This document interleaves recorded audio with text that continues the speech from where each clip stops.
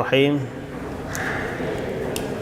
الحمد للہ رب العالمین والصلاة والسلام علی حبیبہ محمد وآلہ واصحابہ اجمعین اما بعد فاعوذ باللہ من الشیطان الرجیم بسم اللہ الرحمن الرحیم یا ایہا الذین آمنوا اذا قمتم الى الصلاة فاغسلوا وجوهكم وأيديكم إلى المرافق وامسحوا برؤوسكم وأرجلكم إلى الكعبين صدق الله العظيم اللهم صل على سيدنا ومولانا محمد وعلى آل محمد بارك وسلم مولاي صل وسلم دائما أبدا على حبيبك خير الخلق كلهم هو الحبيب الذي ترجى شفاعته لكل هول من الأهوال مقتحم مولاي صل وسلم دائما أبدا على حبيبك خير الخلق كلهم۔ آج انشاءاللہ العزیز ہم اللہ کے فضل و کرم سے علوم شریعہ کورس کی دوسری کلاس میں ہیں۔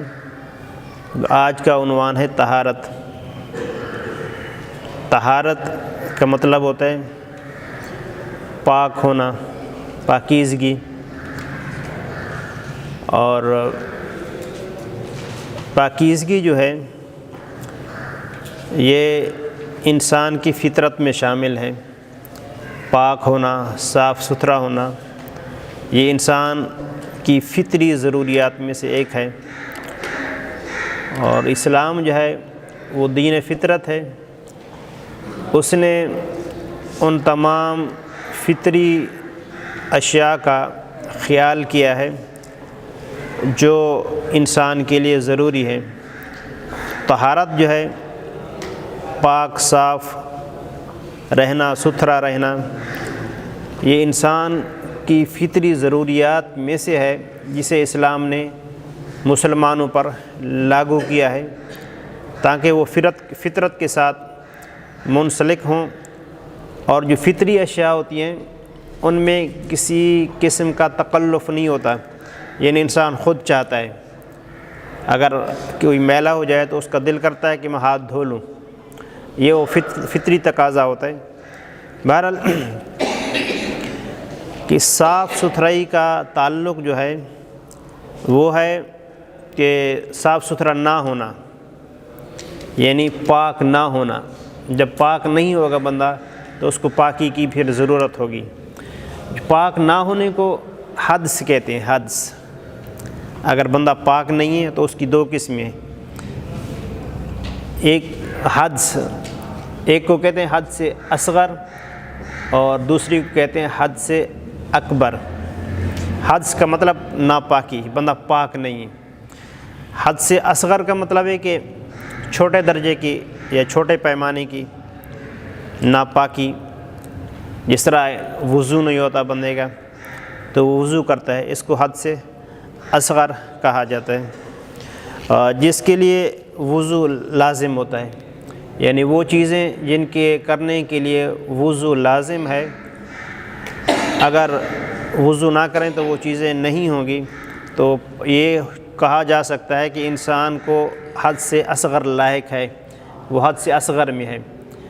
اگر وہ پاک ہوگا، وضو کرے گا تو پھر اس کے لیے وہ کام جائز ہوگا، مثلا نماز یا قرآن پاک کو اٹھا کے تلاوت کرنا، ان کے لیے وضو ضروری ہے۔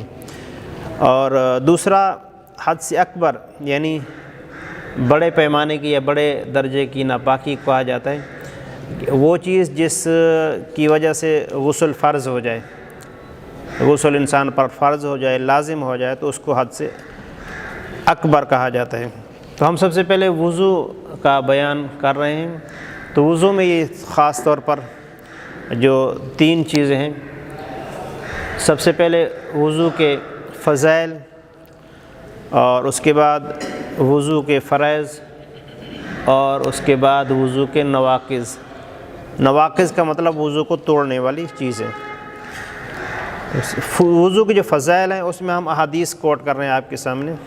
سب سے پہلی حدیث جو ہے، قال رسول اللہ صلی اللہ علیہ وسلم ان امتی یدعون یوم القیامت غرا محجلین من آثار الوضوء فمن استطاع منکم ان یطیل غرتہ فلیفعل۔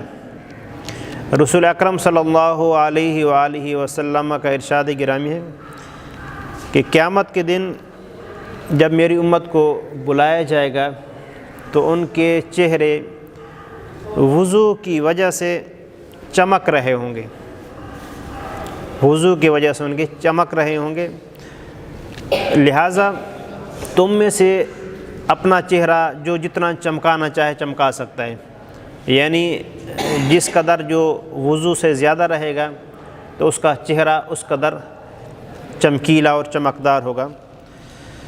یعنی اور اس میں خاص بات یہ ہے کہ جب وہ ایسے لوگ جو باوضو رہتے ہیں، پاکیزگی کے ساتھ رہتے ہیں، قیامت کے دن جب آئیں گے تو وہ دکھ رہا ہوگا کہ یہ وہ لوگ ہیں جنہوں نے اپنے آپ کو پاک رکھا۔ ہم یعنی اس کو یوں کہہ سکتے ہیں کہ وہ خصوصی پروٹوکول کے ساتھ ہوں گے۔ یہ دیکھو وہ لوگ امت محمدیہ کے جا رہے ہیں جنہوں نے ہمیشہ اپنے آپ کو پاک رکھا، پاکیزہ رہے اور ناپاکی ان سے دور رہے۔ اس کے بعد ایک بات اس میں یہ بھی ہے کہ انسان جب پاک صاف رہتا ہے تو شیطانی اثرات سے بچا رہتا ہے۔ اگر کوئی وضو کے ساتھ ہوتا ہے تو شیاطین انسان پر ہمیشہ حملہ آور ہوتے رہتے ہیں، کوشش کرتے رہتے ہیں، جنات وغیرہ سارے۔ اگر کوئی باوضو ہوتا ہے تو اس پر ان کے حملے جو ہیں وہ کم ہوتے ہیں، اس سے وہ بچنے کی کوشش کرتے ہیں۔ وہ ناپاک اگر بندہ ہو تو اس پر حملے زیادہ ہوتے ہیں۔ اس کے بعد دوسری حدیث میں ہم حضرت عثمان رضی اللہ تعالی عنہ فرماتے ہیں لا يتوضأ رجل فيحسن وضوءه ويصلي الصلاة الا غفر له ما بينه وبين الصلاة حتى يصليها۔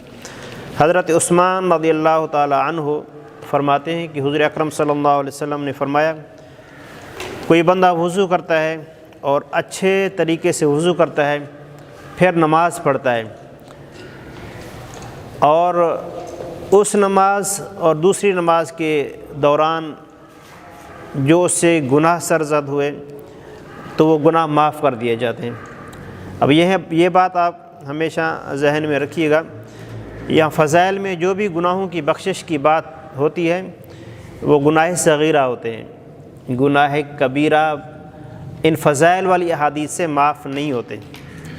گناہ کبیرہ کے لیے ضروری ہوتا ہے کہ انسان توبہ کرے، اگر کسی کا حق دبایا ہوا ہے تو حق ادا کرے تو معاف ہوں گے، ورنہ ایسا کبھی نہیں سمجھنا کہ ہم نیک اعمال کر رہے ہیں تو ہمارے گناہ جو ہے وہ خود بخود معاف ہو رہے ہیں۔ ہاں ہم بہت زیادہ گناہ کرتے رہتے ہیں، یعنی صغیرہ گناہ ہوتے رہتے ہیں، پتہ بھی نہیں ہوتا بعض اوقات، تو وہ یہ معاف ہوتے رہتے ہیں۔ تیسری حدیث اس میں حضور اکرم صلی اللہ علیہ وسلم فرمایا الطہور شطر الایمان، پاکیزگی جو ہے ایمان کا حصہ ہے۔ شطر کا معنی آدھا بھی کرتے ہیں، حصہ بھی کرتے ہیں، مطلب حصہ ہے، جز ہے۔ کس کا جز ہے؟ ایمان کا، ایمان کا حصہ ہے۔ یعنی ایمان کے اگر حصے کریں تو ان میں سے ایک حصہ طہارت کا بنتا ہے، پاکیزگی کا بنتا ہے، کہ مومن جو ہے اس کو چاہیے کہ وہ پاکیزہ رہے۔ پاکیزگی حاصل کرنے کے جو آلات ہیں وہ دو ہیں، بڑے آلات جو ہیں پاکیزگی حاصل کرنے کے، ایک پانی ہے، ایک مٹی ہے۔ پانی سے بندہ پاکیزگی حاصل کرتا ہے اور مٹی سے بھی پاکیزگی حاصل کرتا ہے۔ جو پانی سے پاکیزگی حاصل کرتا ہے اس کو وضو کہتے ہیں، اور جو مٹی سے پاکیزگی حاصل کرتا ہے اس کو تیمم کہتے ہیں۔ تو ہم تیمم بعد میں بتاتے ہیں آپ کو۔ تو جب اس کا تعلق پانی کے ساتھ ہے، وضو کا، طہارت کا، تو ہم پانی کے متعلق تھوڑی سی بات کریں گے کہ پانی کے لیے ضروری ہے کہ وہ پاک ہو۔ سمندر کا پانی، دریا کا پانی، کنویں کا پانی، چشمے کا پانی، یہ سارے پانی جو ہیں پاک ہیں، ان سے وضو کر سکتا ہے۔ سمندر کے پانی سے وضو کر سکتے ہیں، بارش کے پانی سے، کنواں جو ان تمام سے وضو کیا جا سکتا ہے۔ بارش کے پانی سے بھی جمع ہو تو اس سے وضو کیا جا سکتا ہے، اس میں اگر کوئی چیز مل جائے تو وہ الگ بات ہے۔ اور خاص طور پر ہم شہروں میں جو رہتے ہیں ان کے لیے یہ کہ لینوں میں پانی جو آتا ہے ہمارے پاس، پانی اس میں بعض اوقات بو ہوتی ہے یا اس کا رنگ بدلا ہوا ہوتا ہے۔ اگر اس طرح کا مسئلہ ہو کہ کوئی پانی آپ کے پاس جو آیا، جو لین سے پانی آ رہا ہے، اس میں اس کی رنگت تبدیل ہے یا اس کا ذائقہ تبدیل ہے، تو اس میں دو چیزیں بہت اہم ہیں کہ اس دو یعنی وجوہ ہو سکتے ہیں، رنگت کا بدلنا یا اس میں بو کا پیدا ہو جانا دو چیزوں کی وجہ سے ہو سکتا ہے۔ ایک تو یہ کہ اس کے اندر سیوریج کا پانی مل گیا ہے، یعنی وہ پانی جو ہم طہارت کے لیے استعمال کرتے ہیں اس کے اندر وہ پانی مل گیا ہے، یا پھر دوسرا یہ ہو سکتا ہے کہ وہ کیچڑ اس میں مکس ہو گیا ہے، پانی لمبا عرصہ کہیں کھڑا رہا ہے، جس طرح سٹور کرتے ہیں پانی کھڑا ہوتا ہے کینجھر جھیل جس طرح ہے، اس طرح کھڑے رہنے کی وجہ سے اس کیچڑ کی وجہ سے اس کے اندر رنگت یا بو پیدا ہو جائے، یہ دو اس کے سبب ہو سکتے ہیں۔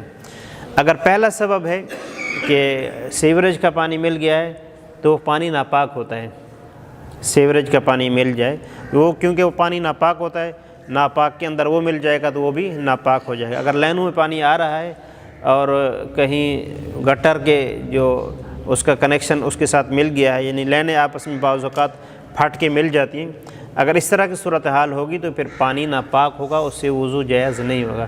ہاں اگر اس طرح کا معاملہ نہیں ہے، ویسے کھڑے کھڑے پانی رنگ چینج کر لیتا ہے، یا جس طرح گاؤں میں پانی کھڑا ہوتا ہے اس کے اندر پتے گرتے رہتے ہیں، اس کی وجہ سے پتوں کی رنگت اس میں آ جاتی ہے، اس طرح اگر رنگت تبدیل ہو جائے تو پھر اس کے ساتھ وضو جائز ہوتا ہے، یعنی کیچڑ کے ذریعے پانی بدل جائے تو اس سے وضو جائز ہوگا، اگر سیوریج کا مل جائے تو اس کے ساتھ وضو جائز نہیں ہوگا۔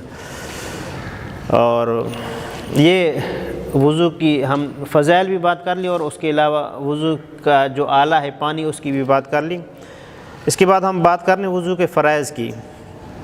وضو کے فرائض ہم ایک آیات سے آپ کو بتائیں گے کہ اللہ رب العزت نے فرمایا، یہ سورۃ المائدہ کی آیت نمبر 6 ہے، یا ایھا الذین آمنوا اذا قمتم الی الصلاۃ فاغسلوا وجوہکم وایدیکم الی المرافق وامسحوا برؤوسکم وارجلکم الی الکعبین، کہ ایمان والو جب نماز کا ارادہ کرو تو اپنے چہرے کو دھو لیا کرو، اور اس کے بعد اپنے ہاتھوں کو کہنیوں سمیت دھو لیا کرو، اور اپنے سر کا مسح کر لیا کرو، اور اپنے پاؤں کو دھو لیا کرو ٹخنوں سمیت۔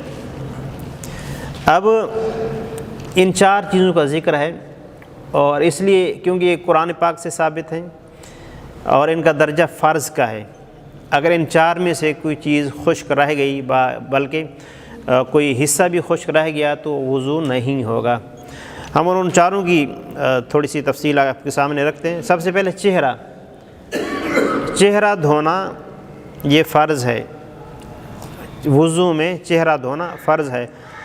چہرے کی حد کیا ہے؟ چہرے کی حد یہ ہے جہاں سے بال اگتے ہیں سر کے، وہاں سے لے کے ٹھوڑی کے نیچے تک، اور ایک کان کی لو سے دوسرے کان کی لو تک، یہ چہرے کی حدود ہیں، ہم حدود اربع کہیں گے لمبائی اور چوڑائی میں، تو یہ اس کی حدود ہیں۔ اس کی حدود کے اندر اگر ذرا برابر بھی جگہ خشک رہ گئی تو وضو نہیں ہوگا۔ اگر کسی کی داڑھی ہے، اگر داڑھی ہلکی ہو تو اس کو پھر پانی پورا پہنچنا لازمی ہے، اور اگر داڑھی ہے وہ گھنی ہے تو خلال کرنا لازمی ہے۔ خلال کا مطلب ہے ہاتھوں کو گیلا کر کے یوں کر دیں، جس طرح ہماری داڑھی ہے تو یہ گھنی نہیں ہے، اور پانی گھنی نہ تو خود بخود پانی چلا جاتا ہے، لیکن احتیاط میں ہاتھ مار لینا چاہیے۔ اور اگر گھنی داڑھی ہوتی ہے کسی کی جہاں پانی نہیں جاتا تو پھر اس کا خلال کرنا لازم ہوتا ہے، پانی ہاتھ کو بھگو کے ایسے کر لینا، تو اس طرح یعنی چہرہ کے اندر جو ٹھوڑی ہے وہ سارا آ جائے گا۔ اگر پانی بالوں کی گنجان کی وجہ سے نہیں گیا تو خلال اس کو کافی ہوگا۔ اس کے بعد جو دوسرا فرض ہے وہ ہے کوہنیوں سمیت ہاتھ دھونا۔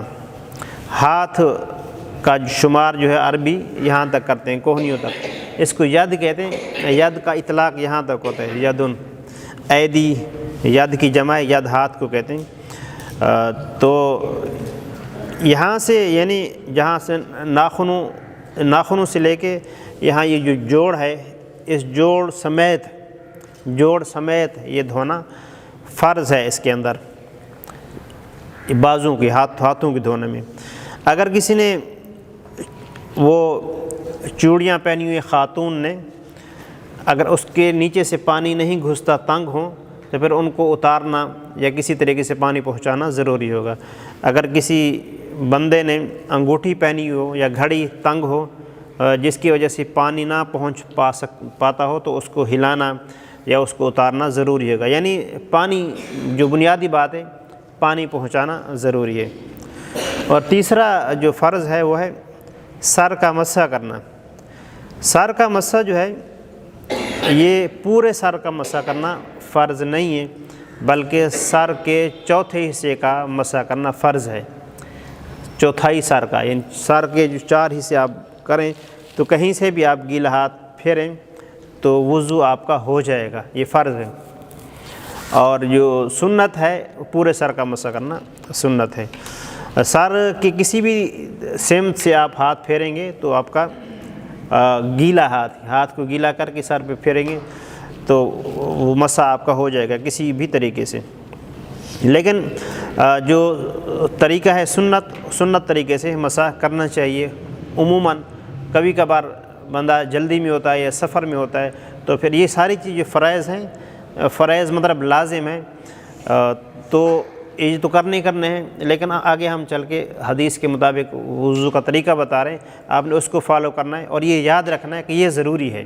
اگر اس میں سے کوئی کمی رہ گئی تو پھر آپ کا وضو نہیں ہوگا، جب وضو نہیں ہوگا تو پھر نماز وغیرہ بھی نہیں ہوگی۔ اس کے بعد آخری فرض جو ہے وہ ہے پاؤں دھونا۔ پاؤں کے ناخنوں سے لے کر گھٹنوں تک، ٹخنوں تک، ٹخنے سمیت، ٹخنے دھونے کے اندر شامل ہیں۔ جس طرح یہ جوڑ ہے وہ ٹخنے والے جو ہے وہ شامل ہیں، ان کو اس طرح دھونا کہ ایک دفعہ پانی بہہ جائے، پانی کا بہاؤ لازمی ہوتا ہے۔ ایسے ہاتھ پھیرنے سے وضو نہیں ہوتا، خاص طور پر سردی کا موسم ہو تو ہاتھ پھیر دیں، یا پانی ہم بہاتے بھی ہیں تو بعض اوقات پانی اوپر سے چلا جاتا ہے، وہ نیچے جگہ خشک رہتی ہے، تو حضور اکرم صلی اللہ علیہ وسلم نے اس حوالے سے وعید بھی سنائی۔ آپ نے فرمایا کہ ایڑیوں کے خشک رہ جانے والوں کے لیے ہلاکت ہے، ایسے لوگ جو احتیاط نہیں کرتے، ایڑیاں پیچھے سے خشک رہ جاتی ہیں تو ان کے لیے ہلاکت ہے۔ فوائل للعقاب، اس طرح کے لفظ ہیں۔ اچھا، اب ہم آپ کو وضو کا طریقہ بتا رہے ہیں ایک ہی حدیث سے۔ بہت سارے حدیث ہم نے جو اس کا ایسی حدیث جس کے اندر خلاصہ تھا اس کو سلیکٹ کیا ہے تاکہ بس ایک حدیث کے ذریعے ہم وضو کا طریقہ سیکھ جائیں۔ یہ وضو کا طریقہ حضرت علی نے سکھایا ہے۔ یہ حدیث جو حضرت علی کی ہے کہ حضرت جو راوی ہیں وہ کہتے ہیں کہ میں نے علی کو دیکھا، بلکہ حضرت علی نے وضو کر کے دکھایا اور فرمایا کہ میں چاہتا ہوں کہ تمہیں رسول اللہ صلی اللہ علیہ وسلم کے طریقے پر وضو کر کے دکھاؤں۔ حضرت علی نے کیا فرمایا؟ میں چاہتا ہوں کہ تمہیں رسول اللہ صلی اللہ علیہ وسلم کے طریقے پر وضو کر کے دکھاؤں۔ تو سب سے پہلے انہوں نے دونوں ہاتھوں کو پہنچوں تک اچھی طرح 3 بار دھویا، پہنچوں تک، یہاں تک دونوں ہاتھوں کو دھویا۔ اس کے بعد 3 بار کلی کی، اور اس کے بعد 3 بار ناک میں پانی چڑھایا۔ یہ کون کر رہے ہیں؟ حضرت علی کر کے دکھا رہے ہیں، سمجھا رہے ہیں لوگوں کو، اور وہ بتا رہے ہیں کہ حضور اکرم صلی اللہ علیہ وسلم جس طرح کرتے تھے میں ویسا کر کے دکھا رہا ہوں۔ پھر 3 بار اپنا چہرہ دھویا حضرت علی نے، پھر 3 بار کوہنیوں سمیت اپنے بازو دھوئے، پھر 1 بار سر کا مسح کیا، 1 بار سر کا مسح کیا۔ مسح 1 بار کرنا ہے، اس میں جو تعداد نہیں ہے۔ پھر اپنے پاؤں کو ٹخنوں سمیت دھویا، اور پھر جو بچا ہوا پانی تھا برتن میں وہ کھڑے ہو کے پی لیا۔ لوٹے وغیرہ میں وضو کرتے تھے تو جو اس کے اندر پانی بچا ہوا تھا وہ کھڑے ہو کے پی لیا، اور فرمایا کہ حضور اکرم صلی اللہ علیہ وسلم کو میں نے دیکھا آپ نے اسی طرح وضو کیا۔ تو یہ وضو کا سنت طریقہ ہے، اس طرح کرنا ہے، یعنی اعضاء کو 3 بار دھونا ہے، اور ایک بار دھونا بھی حضور صلی اللہ علیہ وسلم سے ثابت ہے، 2 بار دھونا بھی حضور اکرم صلی اللہ علیہ وسلم سے ثابت ہے، لیکن آپ کا جو عمومی طریقہ تھا وہ آپ صلی اللہ علیہ وسلم 3 بار اعضاء کو دھویا کرتے تھے۔ اور جس طرح پہلے میں نے کہہ دیا کہ اگر سفر میں ہے یا پانی کی قلت ہے، کوئی وجہ ہے اس طرح کی، تو پھر 1 بار دھونا چاہیے، افضل یہ ہوگا کہ 1 بار دھوئیں۔ پانی کی قلت ہے اور آپ 3 بار دھو رہے ہیں تو پھر یہ اچھی بات نہیں ہوتی، تو فرائض کا پھر خیال کیا جائے۔ اس کے بعد تیسرا عنوان ہے نواقض وضو۔ نواقض کا مطلب ہوتا ہے وہ چیزیں جن کی وجہ سے وضو ٹوٹ جاتا ہے۔ یہ اہم ہے کہ وضو ٹوٹ جائے، پتہ ہو تو پھر انسان وضو کرے گا ورنہ نہیں کرے گا۔ سب سے پہلی بات جو ہے، ہم پیشاب کرتے ہیں، چھوٹا پیشاب یا بڑا پیشاب، وہ کرنے سے وضو ٹوٹ جاتا ہے، یا پھر ہوا خارج ہو جائے تو بھی وضو ٹوٹ جاتے ہیں۔ دوسرا، کوئی اگر بندہ لیٹ گیا، سو گیا، اس کو نیند آ گئی، نیند آ جانے کی وجہ سے اس کا وضو ٹوٹ جائے گا۔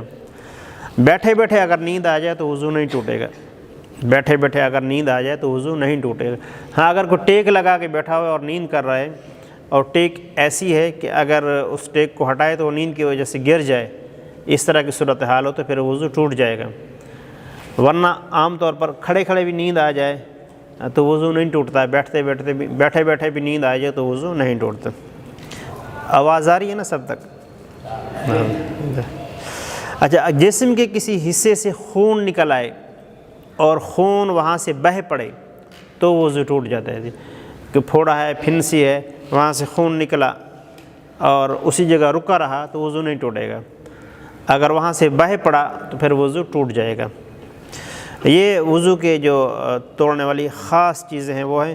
اور ایک اہم چیز جو ہے، بلکہ 2، ایک کائے انسان کو الٹی، اگر الٹی آئے اور تھوڑی سی ہو تو پھر وضو نہیں ٹوٹتا، اگر اتنی ہو کہ اگر اس کو روکے تو منہ بھر جائے، اتنی ہو تو پھر وضو ٹوٹ جائے گا۔ تھوڑی سی بعض اوقات متلی ہوتی آ رہی ہوتی تو اس سے وضو نہیں ٹوٹتا، ہلکی ہلکی آ رہی ہو تو، اگر فل جس طرح آتی ہے اس سے وضو ٹوٹ جاتے ہیں۔ آخری بات اس حوالے سے کہ نماز میں کوئی ہنس پڑا، اتنا ہنسا، کہا جس کو کہتے ہیں کہ ساتھ والے تک آواز پہنچ گئی تو وضو ٹوٹ جائے گا، نماز بھی ٹوٹ جائے گی، وضو بھی ٹوٹ جائے گا۔ نماز کے اندر کوئی ہنس پڑا تو اس کا وضو بھی ٹوٹ جائے گا اور نماز بھی ٹوٹ جائے گی۔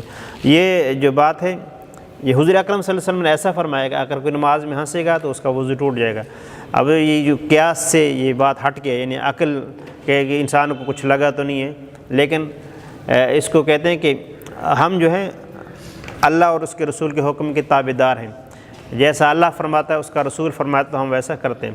تو نماز میں اگر کوئی ہنسے گا تو اس کی نماز بھی ٹوٹے گی اور اس کا وضو بھی ٹوٹے گا۔ یہ وضو ہو گیا مکمل۔ ہم غسل کی طرف آتے ہیں۔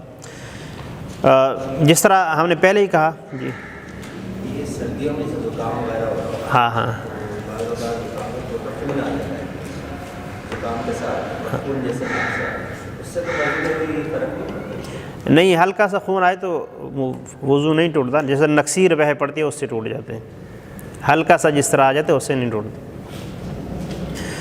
اچھا، غسل جو ہے، صفائی ستھرائی جو ہے، یہ اسلام کے پسندیدہ افعال میں سے ایک ہے، اور عادت یہ ہونی چاہیے کہ انسان روزانہ غسل کرے اگر ممکن ہو تو، لیکن اگر ممکن نہ ہو یا مشکل ہو، سردی ہے جیسے، تو ایک دن چھوڑ کے ایک دن بھی کر لیں، یا اگر ایسا بھی نہیں کرتا تو جمعے والے دن غسل ضرور کر لینے چاہیے۔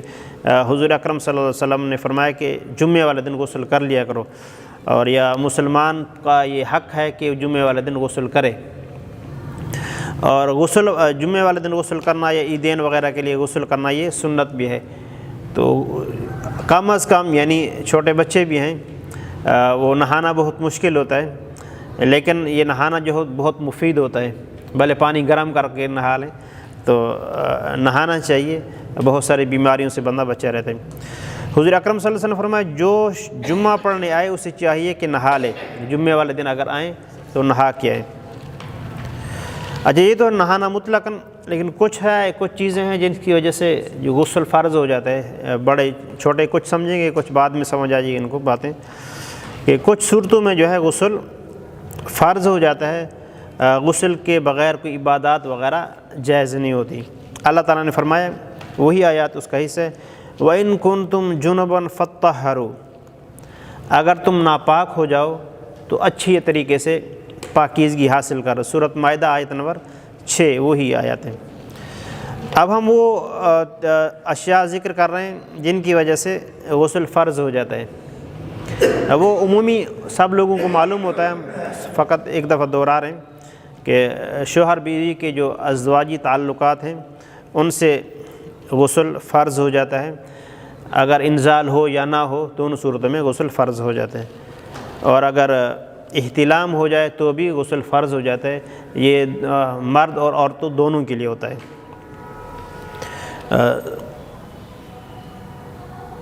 اس کے بعد ایک حدیث ہم ذکر کرتے ہیں، بہت سارے سوالوں کا اس میں جواب ہوگا، کہ رسول اکرم صلی اللہ علیہ وسلم سے ایک شخص، رسول اکرم صلی اللہ علیہ وسلم سے اس شخص کے بارے میں پوچھا گیا جو تری دیکھے لیکن اسے احتلام یاد نہ آئے، تو آپ صلی اللہ علیہ وسلم فرمایا کہ وہ غسل کرے۔ اور اس شخص کے بارے میں پوچھا گیا جسے یاد ہو کہ اسے احتلام ہوا ہے لیکن وہ تری نہ پائے، تو آپ صلی اللہ علیہ وسلم فرمایا اس پر غسل فرض نہیں ہے۔ سیدہ ام سلمہ ام المومنین نے عرض کیا، اے اللہ کے رسول، کیا عورت پر بھی ایسا ہے جو دیکھے؟ تو آپ نے فرمایا عورتیں بھی مردوں کی طرح ہیں اس حوالے سے، یعنی عورتوں کے ساتھ بھی اس طرح کا معاملہ ہو سکتا ہے۔ یعنی بعض اوقات انسان خواب تو دیکھتا ہے لیکن خواب کا اثر نہیں ہوتا، اثر کا مطلب ہے کوئی تری وغیرہ نہیں پائی جا رہی، تو پھر غسل فرض نہیں ہوتا۔ اگر بعضوں کا خواب یاد نہیں ہے، کچھ بھی یاد نہیں ہے، لیکن کپڑوں پر نشانات ہیں، علامات ہیں، تو اس پر غسل فرض ہوگا۔ اور کچھ چیزیں ہیں مطلب کہ خیالات، کسی کے برے خیالات کی وجہ سے اگر کسی کو قطرے وغیرہ آ جاتے ہیں تو اس پر غسل فرض نہیں ہوتا۔ غسل کے فرض ہونے کے لیے ضروری ہوتا ہے کہ شہوت کے ساتھ ٹپکنا ضروری ہوتا ہے۔ اور جو خواتین ہیں ان کے اگر ایام ختم ہو جائیں تو ان کے ایام کے ختم ہو جانے کے بعد بھی غسل ان پر فرض ہوتا ہے۔ اللہ تعالیٰ نے فرمایا کہ فَلَا يَقْرَبُوهُنَّ حَتَّى يَطْهُرْنَ فَإِذَا تَطَهَّرْنَ فَأْتُوهُنَّ مِنْ حَيْثُ أَمَرَكُمُ اللَّهُ إِنَّ اللَّهَ يُحِبُّ التَّوَّابِينَ وَيُحِبُّ الْمُتَطَهِّرِينَ۔ یہ عورتوں کے بارے میں کہ جب وہ غسل یعنی ایام ان کے ختم ہو جائیں، مردوں کو حکم ہے کہ ان کے قریب نہ جاؤ، یعنی حقوق زوجیت کے حوالے سے، اور تو جب ان کے ایام ختم ہو جائیں صحیح طریقے سے پاک ہو جائیں، مطلب غسل کر لیں، تو پھر صحیح ہے۔ جب غسل کا جو فرض طریقہ ہے وہ یہ سب سے پہلے کلی کرنا، یہاں کلی جو ہے وہ غرارے کرنا جس طرح کہتے ہیں، حلق تک پانی پہنچانا یہ، اور اس کے بعد ناک میں پانی چڑھانا صحیح طریقے سے کہ یہ ہڈی جو ہے یہاں تک پانی پہنچ جائے، صفائی ہو جائے، اور اس کے بعد جو پورے جسم کو پورے جسم پر اچھے طریقے سے پانی بہانا کہ کوئی جگہ بھی خشک نہ رہے، تو یہ غسل کے فرض ہیں۔ غسل کے 3 فرض ہیں، غسل کے 3 فرض ہیں، کلی کرنا اچھے طریقے سے، ناک میں پانی چڑھانا، اور پورے جسم کو دھونا، یعنی پورے جسم پر، یہ غسل کے فرض ہیں۔ اگر اس میں سے کوئی رہ گیا تو پھر غسل نہیں ہوگا۔ جو جنبی شخص ہو، اگر میں سنا ہے کہ وضو کر لے پھر پانی ڈالے، صحیح ہے، وہ کلی اس کے اندر آ جائے گی۔ ہاں اچھا، اب ایک حدیث ہم ذکر کر رہے ہیں غسل کا طریقہ، اس کے اندر آ جائے گا۔ نبی اکرم صلی اللہ علیہ وسلم جب غسل فرماتے تو سب سے پہلے، یہ سیدہ عائشہ بیان فرما رہی، تو سب سے پہلے اپنے دونوں ہاتھ دھوتے، پھر وضو کی طرح وضو کرتے، پھر اپنی انگلیاں ایک دوسرے میں داخل فرماتے اور ان کا خلال کرتے، پھر اپنے ہاتھوں سے 3 چلوں سر پر ڈالتے، پھر تمام بدن پر پانی بہا لیتے۔ یہ حضور اکرم صلی اللہ علیہ وسلم کا ایک ہی حدیث سے ہم نے آپ کو بیان کر دیا طریقہ اس طریقے سے۔ اس ہے سب سے پہلے جو ہے بنیادی چیز کہ اگر کوئی ناپاک چیز لگی ہو تو اس کو دور کرنا ہے، تو اس کو دور کرنے کے بعد پھر وضو کر لینا ہے۔ وضو کر لینے کے بعد پھر یعنی وضو جس طرح نماز کا کرتے ہیں ویسا کر کے پانی بہا لینا چاہیے۔ اگر ایسی جگہ پر نہا رہے ہیں جہاں پانی جمع ہو رہا ہے نیچے، تو پھر پاؤں نہ دھوئیں۔ پانی اگر جمع ہو رہا ہے تو پاؤں نہ دھوئیں، پاؤں آخر میں دھوئیں۔ جو پانی اگر وہاں جمع ہو رہا ہے تو اس کی وجہ سے وہ پانی جو استعمال شدہ ہوتا ہے وہ درست نہیں ہوتا، ناپاک ہوتا ہے۔ حضور اکرم صلی اللہ علیہ وسلم فرمایا کہ ہر بال کے نیچے جنابت ہوتی ہے، جنابت کا اثر ہوتا ہے، لہٰذا بالوں کو اچھی طرح دھو لیا کرو۔ یعنی جسم پر جو بال ہیں یا سار وغیرہ کے بال ہیں، آپ صلی اللہ علیہ وسلم فرمایا کہ ان کے اندر جنابت ہوتی ہے، مطلب کہ احتیاط بتا رہے ہیں کہ وضو میں اچھی طریقے سے احتیاط کرنا چاہیے تاکہ پوری طرح دھل جائے۔ اگر کسی شخص نے، کسی آدمی نے بڑے بال رکھے ہوں تو اس بڑے بالوں کو اس کے لیے کھولنا ضروری ہے، کھول کے وہ بالوں کو دھوئے گا۔ اور اگر عورت کے بڑے بال ہیں اور اس نے بالوں کو گوندھا ہوا ہے یا مینڈیاں بنائی ہوئی ہیں تو اس کے لیے کھولنا ضروری نہیں ہے۔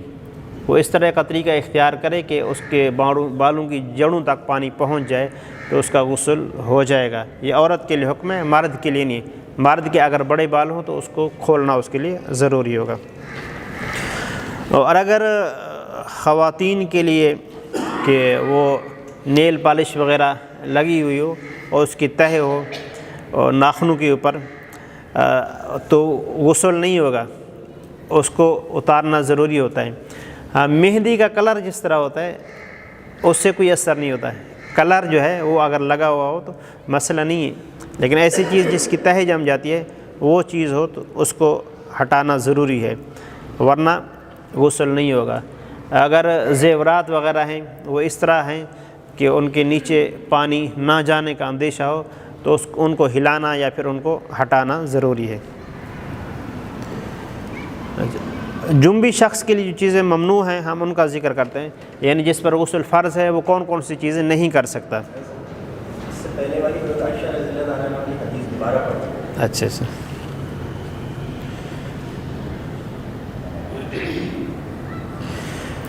نبی کریم صلی اللہ علیہ وسلم جب غسل فرماتے تو سب سے پہلے اپنے دونوں ہاتھ دھوتے، پھر نماز کے وضو کی طرح وضو کرتے، پھر پانی میں اپنی انگلیاں داخل فرماتے اور ان سے بالوں کی جڑوں کا خلال کرتے، پھر اپنے ہاتھوں سے 3 چلو سر پر ڈالتے، پھر تمام بدن پر پانی بہا لیتے۔ یہ سیدہ عائشہ نے فرمایا۔ حضور اکرم صلی اللہ علیہ وسلم نے فرمایا کہ جو جنبی شخص ہے اور حیضہ وہ قرآن سے کچھ نہ پڑھے۔ جنبی شخص جو قرآن پاک نہیں پڑھ سکتا، دیکھ کے بھی اور بغیر دیکھے بھی، جس پر غسل فرض ہے وہ قرآن پاک نہیں پڑھ سکتا۔ اور یعنی عورت اگر ایام میں ہے تو وہ بھی نہیں پڑھ سکتی، نماز نہیں پڑھ سکتا، تلاوت نہیں کر سکتا، مسجد کے اندر نہیں داخل ہو سکتا، طواف نہیں کر سکتا، قرآن پاک کو ہاتھ نہیں لگا سکتا، یہ جنبی شخص جو ہے تلاوت بھی نہیں کر سکتا۔ ہاں البتہ ذکر وغیرہ کر سکتا ہے، جنبی شخص جو ہے ذکر اللہ کرے یا سبحان اللہ کہے، اس طرح وہ کر سکتا ہے۔ اب ہم تیمم کا ذکر کر کے بات کو ختم کریں گے، آگے والی باتیں پھر اگلے اس میں کر لیں گے کہ اسلام نے ابھی جب شروع میں ہم نے کہا کہ دین فطرت ہے، جب دین فطرت ہے تو اس نے جو انسان کی مجبوریاں ان کا بھی لحاظ کیا ہے۔ اگر کوئی شخص مجبور ہے اور صورتحال یہ ہے کہ پانی میسر ہے لیکن استعمال نہیں کر سکتا، استعمال کرنے کی وجہ سے وہ اس کو نقصان کا اندیشہ ہے، یا پھر پانی میسر نہیں ہے، تو ان دونوں صورتوں میں پانی موجود نہیں ہے یا پانی تو موجود ہے لیکن استعمال نہیں کر سکتا، پانی کے استعمال کی وجہ سے اس کو کوئی نقصان ہے۔ نقصان کا مطلب کہ ایسا نہیں کہ سردی لگتی ہے، نقصان کا مطلب اگر ڈاکٹر اس کو کہتے پانی استعمال کرو گے تو تمہارا کوئی عضو ضائع ہو جائے گا، انگلی ضائع ہو جائے گی یا پاؤں ضائع ہو جائے گا، اس طریقے کے نقصان کی بات ہے۔ وہ جو انسان کو عموماً جو ہلکی ہلکی وہ تکلیفیں ہوتی ہیں وہ مراد نہیں ہیں۔ اگر اس طرح کی صورتحال ہے تو اس شخص کو تیمم کرنا ہے۔ تیمم کا لفظی معنی ارادہ کرنا، اور ہم آیات پڑھ کے پھر آپ کو بتاتے ہیں۔ اللہ تعالیٰ نے فرمایا فَلَمْ تَجِدُوا مَاءً فَتَيَمَّمُوا صَعِيدًا طَيِّبًا فَامْسَحُوا بِوُجُوهِكُمْ وَأَيْدِيكُمْ مِنْهُ۔ یہ وہی آیات ہے، یعنی سورۃ المائدہ کی آیت نمبر 6 بڑی آیت ہے، جس میں غسل کا بھی ذکر ہے، وضو کا بھی ذکر ہے اور تیمم کا بھی ذکر ہے۔ اگر تمہیں پاکی حاصل کرنے کی ضرورت ہو اور پانی میسر نہ ہو تو پاکیزہ مٹی سے تیمم کریں، وہ یوں کہ اپنے ہاتھوں اور چہرے کا مسح کریں۔ اور حدیث پڑھ کے ہم پھر طریقہ بتائیں گے۔ حضور اکرم صلی اللہ علیہ وسلم فرمایا کہ ہمیں یعنی امت محمدیہ کو اور لوگوں یعنی پچھلی امتوں پر 3 باتوں کی وجہ سے فضیلت حاصل ہے۔ ہماری صف نماز میں فرشتوں کی صفوں کی طرح ہیں، ہمارے لیے ساری زمین کو نماز کی جگہ بنایا گیا ہے، اور مٹی کو ہمیں پاک کرنے والا بنایا ہے، یعنی جب پانی موجود نہ ہو۔ یہ خصوصیات امت محمدیہ کی۔ یہ نماز میں جو صفیں بناتے ہیں یہ صفیں ایسی ہیں جس طرح فرشتے صفیں بناتے ہیں۔ اور دوسرا، تمام جو زمین ہے اس کو پاک بنائے ہے کہ آپ کہیں بھی موجود ہیں اور نماز کا ٹائم ہو گیا تو آپ وہاں نماز پڑھ سکتے ہیں۔ لیکن پچھلی جو امتیں ہیں ان کے لیے ایسا نہیں تھا، ان کو اپنی عبادت گاہ میں جانا ضروری ہوتا، جہاں کہیں موجود ہوں تو وہاں نماز نہیں پڑھ سکتے تھے۔ اور تیسرا جو ہے جو آپ صلی اللہ علیہ وسلم نے فرمایا کہ جو مٹی ہے یہ ہمارے پاک کرنے والے، جس طرح ہم نے شروع میں کہا کہ اعلیٰ طہارت جو ہے وہ پانی بھی ہے مٹی بھی ہے۔ ایک حدیث اور ذکر کرتے ہیں کہ حضور اکرم صلی اللہ علیہ وسلم فرمائے پاک مٹی مسلمان کو پاک کرنے والی ہے، اگرچہ وہ 10 سال تک پانی نہ پائے، پھر جب وہ پانی پائے تو اسے اپنی کھال یعنی جس پر بہا لے، یہ اس کے لیے بہتر ہے۔ اب دیکھیں آپ صلی اللہ علیہ وسلم کتنے دن ہی اگر کسی کو پانی میسر نہ ہو یا پانی استعمال کرنے پر قادر نہ ہو تو پھر وہ مٹی استعمال کر سکتے ہیں، تیمم کر سکتے ہیں۔ اچھا، مٹی سے مراد کیا؟ مٹی سے مراد جنس زمین ہے، جنس زمین میں پتھر، ریت وغیرہ یہ سارے شامل ہیں۔ یعنی اس کا اصول یہ ہے کہ وہ چیز جو پگھلتی نہیں یا وہ چیز جس کی راکھ نہیں بنتی اس سے تیمم جائز ہے۔ وہ چیز جو پگھلتی نہیں ہے اور وہ چیز جو جل کر راکھ نہیں بنتی اس سے تیمم جائز ہے۔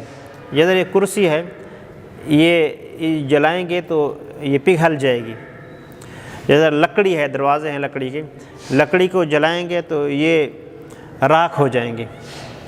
اور یہ پتھر ہے، اگر یہ قدرتی پتھر اور ماربل ہو، اوپر پالش نہ ہو تو اس سے وہ تیمم کر سکتے ہیں۔ عام طور پر جو گھروں میں بھی لگے ہوں، اگر ماربل یہ قدرتی پتھر ہے، اوپر اگر پالش نہ ہو، پالش کی تہ نہ ہو تو اس سے تیمم کیا جا سکتا ہے۔ پتھر پر تیمم کر سکتے ہیں، بھلے صاف ہو تو مسئلہ نہیں ہے۔ اور یعنی مٹی سے اپنے آپ کو آلودہ کرنا ضروری نہیں ہے۔ آپ ایسی جگہ تیمم کر سکتے ہیں جہاں مٹی نہیں، یعنی مٹی اوڑ نہیں رہی، تو وہاں سے تیمم کر سکتے ہیں۔ اچھا، اس کا طریقہ جو ہے، اچھا تیمم کی سب سے پہلے جو نیت یہ ہونی چاہیے، پاکی حاصل کرنے کے لیے تیمم کرنا۔ یعنی آپ تیمم کرتے ہیں تو آپ نیت یہ کریں گے میں پاکی حاصل کرنے کے لیے تیمم کر رہا ہوں۔ اچھا، نیت اس میں ضروری ہے۔ اگر آپ یہ نیت کریں گے کہ میں نماز کے لیے تیمم کر رہا ہوں تو آپ اس سے نماز پڑھ سکتے ہیں، اس کے علاوہ کچھ نہیں کر سکتے۔ اس لیے یہ اصول ہے کہ آپ جب بھی تیمم کریں تو آپ کہیں کہ میں پاکی حاصل کرنے کے لیے ہر وہ چیز جو طہارت کے بغیر پاک نہیں ہے، ہر وہ چیز جو طہارت کے بغیر جائز نہیں ہے مجھ پر جائز ہو جائے، اس لیے تیمم کر رہا ہوں۔ تو نیت کرنا جو ہے یہ طہارت حاصل کرنے کی نیت، یعنی ہر وہ چیز جو طہارت کے بغیر جائز نہیں، جائز ہو جائے۔ اس نیت سے جب تیمم کریں تو غسل اور وضو دونوں کا تیمم ہو جائے گا۔ اب یہ بھی بات ہے، اگر غسل فرض ہے تو بھی اس کا تیمم یہی ہوگا، یعنی اس کا طریقہ ہے زمین پر ہاتھ مار کر پوری طرح چہرے پر پھیرنا۔ ایک تین چیزیں ضروری ہیں تیمم کے لیے، سب سے پہلے نیت کرنا اور طہارت حاصل کرنے کی، اور دوسرا ہے کہ زمین پر ہاتھ ایسے مار کے اس کو ایسے جھاڑ کے پھر کونیوں سمیت سارا پھیرنا، چہرے پر پھیرنا ہے جو چہرے کی حدیں بتائیے، اور اس کے بعد دوسری دفعہ زمین پر مار کے پھر اس کو جھاڑ کے اور کوہنیوں سمیت یہ پھیر لینا ہے۔ اب یہاں جو ہے اگر خاتون کی چوڑیاں ہیں یا مرد کی گھڑی ہے اور یا انگوٹھی ہے، ان کو اتارنا ضروری ہوگا، کیونکہ وہ ہاتھ نہیں پھیرا جا سکتا بغیر اس کے۔ یہ لوز ہو، آگے پیچھے ہو جائے تو وہ الگ بات ہے، شاید گھڑی کے لیے ممکن ہو، انگوٹھی کے لیے مشکل ہو جائے گا۔ بہرحال بنیادی بات یہ ہے کہ وہاں تک ہاتھ پھیرنا ضروری ہے۔ ایک دفعہ اچھا، بس یہاں تک جب ختم کر رہے ہیں، اور یہ جو طہارت کے اسرار رموز ہیں یہ بہت اہم بات ہوگی، انشاءاللہ آپ سنیں گے تو آپ کو پتہ چلے گا۔ تیمم میں تین چیزیں ضروری ہیں، نیت پاکی حاصل کرنے کی، اور پھر ہاتھ مار کے ان کو جھاڑ کے چہرے پر مارنا ہے، اور پھر ہاتھ مار کے جھاڑ کے کوہنیوں سمیت، بس اتنا ہے، پاؤں پر نہیں ہے، پاؤں پر تیمم نہیں ہے۔ ٹھیک، دعا کریں۔ اور کوئی سوال ہے؟ یہ جو لاسٹ ٹائم آپ نے بھیجا تھا پی ڈی ایف جی ہاں جو آج جو آپ نے پڑھایا ہے اس کا بھی پی ڈی ایف مل جائے گا؟ ہاں بھیجیں گے، یہ ہمارا رسالہ بھی اس پر بنا ہوا ہے، وہ بھی مل جائے گا، بھی تھے نہیں ہمارے پاس، وہ جو جنہوں نے چھاپا تھا وہ موجود نہیں تھے، وہ آپ کے لیے لے آئیں گے اگر آپ چاہیں، واٹس ایپ پہ بھیج دیں گے ان کو، وہ موجود ہے میرے۔ الحمدللہ رب العالمین والصلاة والسلام علی حبیبہ محمد وآلہ وصحبہ اجمعین۔ ربنا آتنا فی الدنیا حسنہ وفی الآخرۃ حسنہ وقنا عذاب النار۔ یا رب العالمین، تیرے یہ بندے تیرے پیارے حبیب صلی اللہ علیہ وسلم کے دینی احکام سیکھنے کے لیے یہاں بیٹھے، ان کا بیٹھنا اپنی بارگاہ میں قبول و منظور فرما، ہر لمحے کے بدلے نیکیاں عطا فرما، اپنا خصوصی رحم اور کرم فرما، ہماری تمام دعائیں التجائیں قبول و منظور فرما، تمام مومنین مومنات کا خاتمہ بالخیر فرما۔ وصلی اللہ تعالی علی خیر خلقہ سیدنا و مولانا محمد وآلہ واصحابہ اجمعین۔